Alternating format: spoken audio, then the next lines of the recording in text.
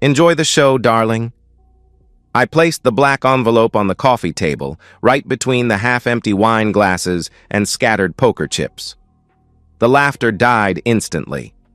14 pairs of eyes fixed on me, some wide with shock, others narrowed in confusion, and one pair, my wife's, darkening with dawning horror. Tessa's face drained of color as she rose from the lap of a man I recognized as her colleague, Jason. Her lips parted, but no sound came out. The room smelled of wine, perfume, and secrets, the same cologne I'd been noticing on our sheets for months. "Mark," she finally managed, her voice barely above a whisper. "You're supposed to be at work." I didn't answer. There was no need. I simply nodded toward the envelope and walked out, closing our front door with a soft click behind me. No shouting, no scene, just surgical precision, the same way I handled trauma in the ER. My name is Mark Patterson. I'm 38 years old, an emergency room nurse at Mercy General.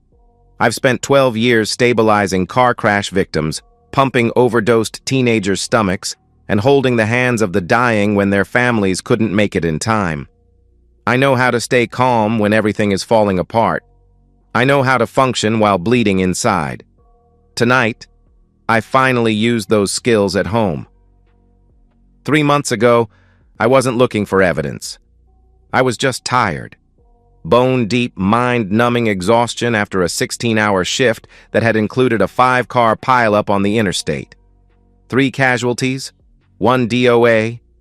I'd had blood on my scrubs, in my hair, under my fingernails. All I wanted was shower and sleep. Instead, I found messages on Tessa's unlocked phone when it buzzed on our kitchen counter. I wasn't snooping. I was going to bring it upstairs to her. But the preview notification caught my eye. From Jason. "Still taste you on my lips. Can't wait till Nurse Boy pulls another double." I stood there for what felt like hours, my body completely still while my world tilted sideways. I scrolled up. More messages, pictures, videos, a 6-month history of betrayal, right there in my hands. Upstairs, I could hear Tessa humming in the shower. The same shower we'd remodeled together last year, with the rainfall showerhead she'd wanted and the bench seat I'd installed by hand. The same shower where, apparently, she'd taken explicit photos to send to her lover while I worked overtime to pay for our mortgage. I placed the phone back exactly as I'd found it and went to the guest bedroom. I didn't confront her. Not then. Because something cold and clear crystallized inside me. If I was going to lose everything, I'd do it on my terms. It took me 2 weeks to process what was happening. I thought about the signs I'd missed, or perhaps ignored. Tessa's wine nights that left our house smelling like strangers. The way she'd stopped asking about my day. How she'd been too tired or not in the mood for months. Yet somehow always looked radiant, perfumed, and eager on evenings when I was scheduled to work.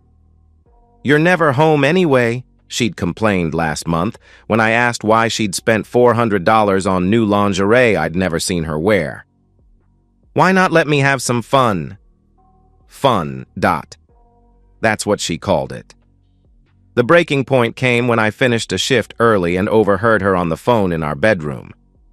"He's so exhausted I could throw a threesome in our bed and he'd just think it was a dream," she giggled to someone. "No, seriously, Mark's completely oblivious. It's almost sad." I stood in the hallway, my hospital bag still slung over my shoulder, as she continued. "Anyway, Jason's bringing that hot resident from cardiology next weekend. Mark's pulling a double shift Saturday, so we'll have the whole house. Bring that bottle of tequila you promised." That night, as Tessa slept beside me, I made a decision. I wouldn't become the raging, betrayed husband. I wouldn't give her the satisfaction of my pain. Instead, I would become something much more dangerous. Patient. The first surveillance camera went into the air vent above our bed. The second, behind the decorative mirror in the guest bathroom. 3 more throughout the house. Living room, kitchen, back patio. Small, wireless, motion-activated, and feeding into encrypted cloud storage only I could access. The audio recorders were even smaller, one in the potted fern by the couch, another in the decorative bowl on the dining table, a third attached to the underside of her vanity. I spent $2,800 on the equipment. Money well spent. I told Tessa I was picking up extra shifts because a colleague needed time off for a family emergency. In reality, I spent those hours in a coffee shop 6 blocks away, watching the live stream from our home, cataloging every betrayal, every lie, every mockery of our 11-year marriage. The first weekend yielded exactly what I expected. Jason arrived with wine and wandering hands. They didn't even make it upstairs before clothes started coming off. On our couch, where we'd watched movies together, where I'd held her during her father's funeral. I watched, not with rage, but with clinical detachment. Each kiss, each moan, each disrespectful comment about nurse boy was evidence. Ammunition. I documented everything. Timestamps, identities of visitors, conversations. "God, doesn't Mark ever notice these weekends?" one of her friends asked during a particularly crowded gathering. Tessa laughed, refilling wine glasses. "Mark notices about as much as a houseplant. He works so much that when he's home, he's practically comatose. It's the perfect arrangement." "Aren't you worried, though?" Another woman, I recognized her as Jamie from Tessa's office, looked concerned. "What if he finds out?" "What's he going to do?" Tessa shrugged. "Cry about it? Mark's too nice for his own good. Besides, the house is in both our names, and California's a community property state. Worst case scenario, I get half of everything in maintenance payments. I've been putting money aside." That was news to me. I checked our accounts that night and discovered she'd been siphoning funds into a private account for months, nearly $40,000 from our joint savings. Money I'd earned during overnight shifts and holiday rotations. Money meant for our future. The next day, I consulted a divorce attorney. Sharon Lichtman was recommended by a colleague who'd gone through a similar situation. She was expensive, ruthless, and worth every penny. "Infidelity alone won't help much in California," she explained. "But financial infidelity, hiding assets, unauthorized withdrawals from joint accounts, that's different.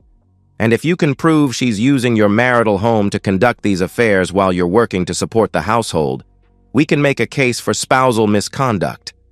Add the surveillance evidence." "Is that legal?" I interrupted. Sharon pursed her lips. "You live in the home. You installed devices in common areas. There's no expectation of privacy in your living room or kitchen. The bedroom is trickier, but we can argue you had reasonable suspicion of misconduct in your own marital bed. The bigger question is, do you want to play nice, or do you want to win?" I thought about Tessa laughing with her lover about my obliviousness, about the money she'd stolen, about 11 years of my life. "I want to win," I said quietly. 5 years ago, Tessa and I took a trip to Maui for our anniversary. We hiked to a waterfall, and I remember how she looked standing under it, laughing, radiant, alive. She'd grabbed my hands and pulled me under the cascading water with her. "This is how I want to feel forever," she'd whispered against my lips. "Like everything in the world is beautiful and possible." I proposed the next day on a sunset cruise. She cried when I gave her the ring. I thought they were tears of joy. Now I wonder if she was already weighing its resale value. There were other memories, too. Building our first apartment's IKEA furniture together, nursing each other through food poisoning after a questionable food truck experience, the way she'd bring me coffee during my study sessions when I was getting my BSN degree. Had it all been a performance?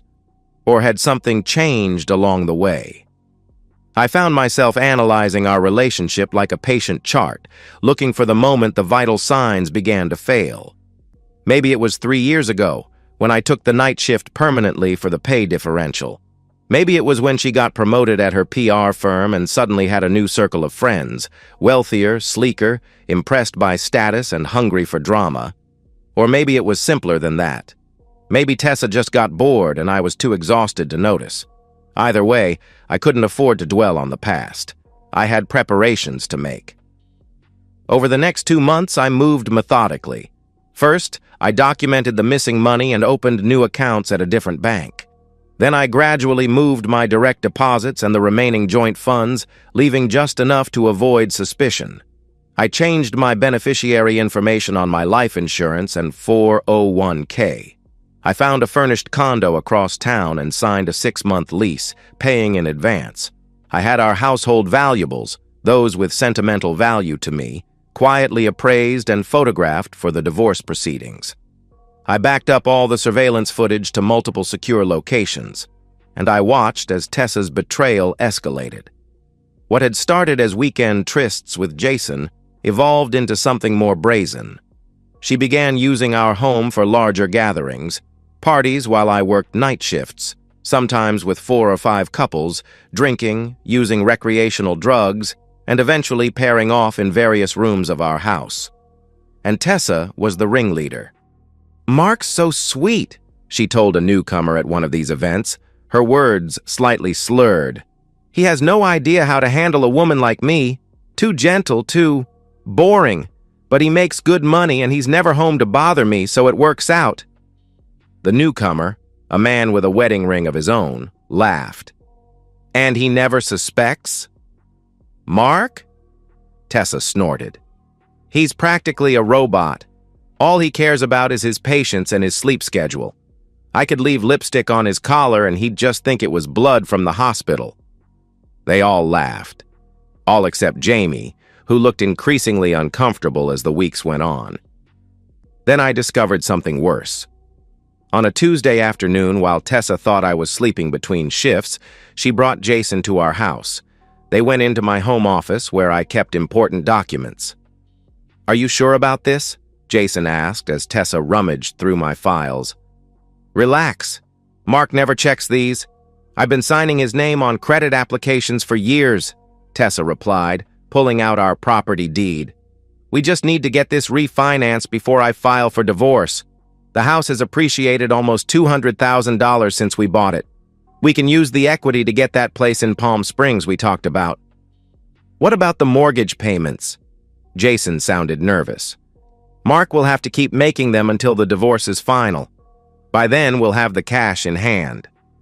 She kissed him. "Trust me, I've got it all planned out." That night, I provided Sharon with the new footage. She smiled grimly. Forgery, attempted fraud, conspiracy. "Now we're talking," she said, making notes. "When do you want to execute?" I checked my calendar. "I have a 16-hour shift scheduled for the 28th. She's already planning another gathering. That's when we do it." The day arrived with a strange sense of calm. I packed a bag as if leaving for work, kissed an unconcerned Tessa goodbye, and drove to the hospital. I clocked in, explained to my supervisor that a family emergency had come up, and used a personal day. She was sympathetic. I'd never taken time off without good reason before.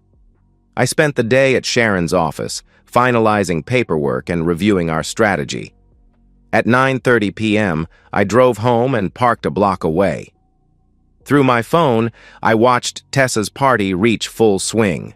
12 people, including Jason and several other regular visitors. Music, dancing, cocaine on my coffee table. At 10:15 p.m., I texted Jamie. "I know what's happening at my house. I'm coming home. You might want to leave." 3 minutes later, Jamie made an excuse and left the party. Good for her. She was the only one who'd shown any hesitation about the whole situation. The rest deserved what was coming. At 10:30 p.m., I walked into my own home without knocking. The shock on their faces was immediate. Several people I barely recognized froze mid-conversation. One couple scrambled to adjust clothing. Jason's arm, which had been around Tessa's waist, dropped to his side. Tessa recovered first, plastering on a smile. "Mark, you're home early. We're just having a little get-together with—" I placed the black envelope on the table and said the only 4 words I'd planned. "Enjoy the show, darling." Then I left. In the envelope, dozens of high-resolution screenshots from my surveillance footage. Tessa and Jason in our bed. Tessa discussing how to defraud me with the house refinancing. Tessa mocking me to her friends. Tessa with the various men she'd brought into our home. Tessa snorting cocaine off our wedding photo album. And a note that simply read, "The rest goes to your boss, your parents, and your church tomorrow, unless you're out of the house by noon. The divorce papers are being served in the morning. I drove to my new condo and slept better than I had in years." The fallout was swift and comprehensive. Tessa called 17 times that night. I didn't answer. Her texts ranged from raging, "You fucking spied on me?" to desperate, "We need to talk, I can explain everything," to threatening, "You can't prove anything, I'll tell everyone you abused me." I forwarded the threats to Sharon, who added them to our file. The divorce papers were served at 8 a.m. by a process server who reported that Tessa looked like she hadn't slept and might be under the influence.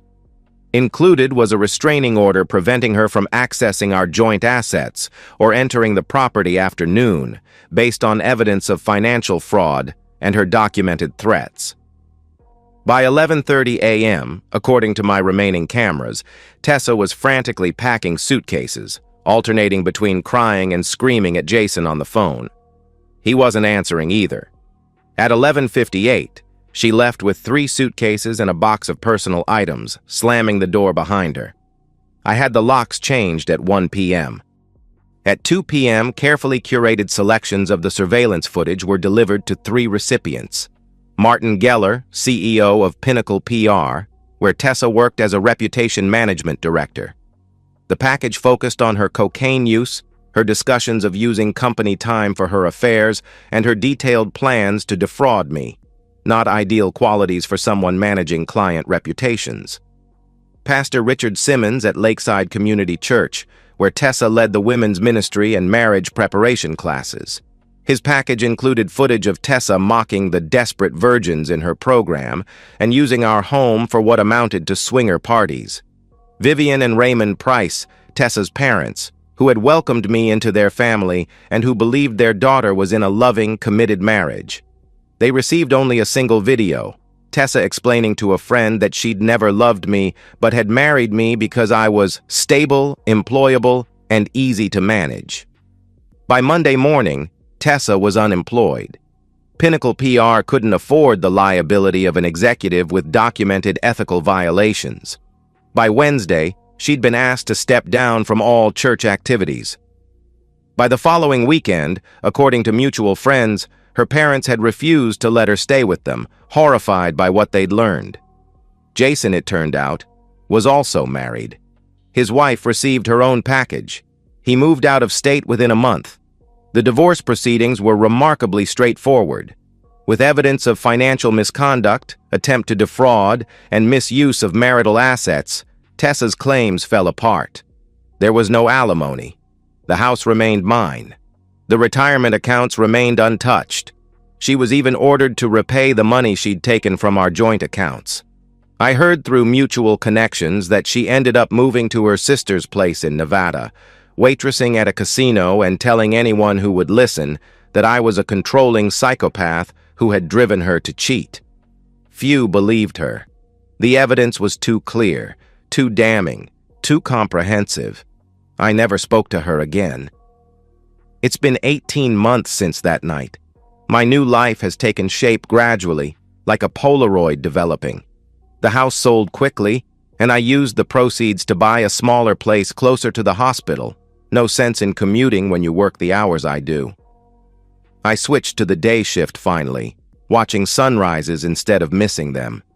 I adopted a retired greyhound named Miles, who doesn't care about my schedule as long as he gets his walks and his spot on the couch. Sometimes, I think about who I was before. The trusting husband who worked himself to exhaustion while his wife made a mockery of their marriage. Other times, I think about who I became. The silent watcher, meticulously documenting betrayal from the shadows. Neither version seems quite right anymore. Last week, I had coffee with Jamie, of all people. She reached out through a mutual friend, wanting to apologize for her part in the situation. however peripheral. She didn't try to defend Tessa or minimize what had happened. She just said she wished she'd had the courage to tell me herself. "I was impressed by how you handled it," she admitted. "No screaming, no violence, just consequences." "The ER teaches you to respond, not react," I said. "Emotions cloud judgment." Still, it was, I don't know, dignified, I guess. We talked about other things after that. Her new job, my new dog, the book she's writing, the night shift finally being behind me. It was nice, normal in a way my life hadn't felt in years. As for Tessa, I heard she tried to re-establish herself in PR in Nevada, but the industry is small and reputations matter. Last I heard, she was still waitressing, living paycheck to paycheck in her sister's spare room. Jason apparently lost his medical license after his own misconduct came to light through the divorce proceedings with his wife. They deserved each other, really. Do I regret how things played out? Sometimes I regret that it was necessary. I regret the years wasted with someone who saw me as nothing but a convenience. I regret not seeing the truth sooner.